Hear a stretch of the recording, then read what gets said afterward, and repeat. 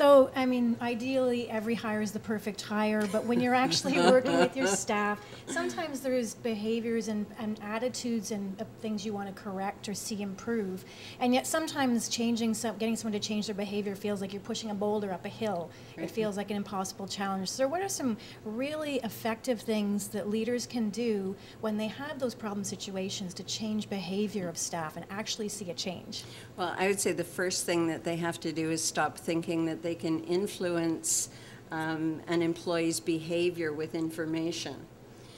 Because what drives behavior are emotions.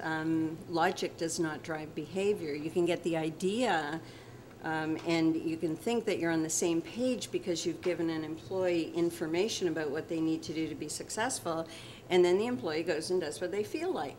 And so unless the employee's emotions are behind the behavioral change, you can have that same conversation, and leaders often do. They have the same conversation with their employees over and over again, don't get any traction, and keep thinking, what else can I do? What else can I do as the leader? But it's not the leader that has to shift. And at some point, you just have to say, this person is not going to move out of that place. Angela? I think you have to be, as a leader, willing to actually go into that emotional discussion. And a lot of leaders don't want to. They want to talk about tasks and deliverables and timelines and all the rest of it. And sometimes getting into what might be behind this behavior. You know, people just don't come to work and behave badly for no reason. There's something behind that, and you have to take the time, you have to observe, you have to listen, you have to be quite open to get into a conversation that might be uncomfortable for you. But I think you have to go there if you're trying to help you solve a problem. But at the end of the day, it's down to that individual to want to change and to be self-aware and understand that there are other issues at play that they're going to have to deal with. Sean?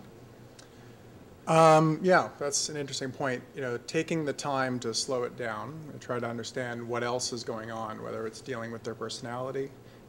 It's often a great challenge if you're in an environment, a hard-charging environment, to take that time to ensure that that you know the dynamic is right for being able to achieve. Because really, it does take, as Angela says, slowing it down and considering the broader issues.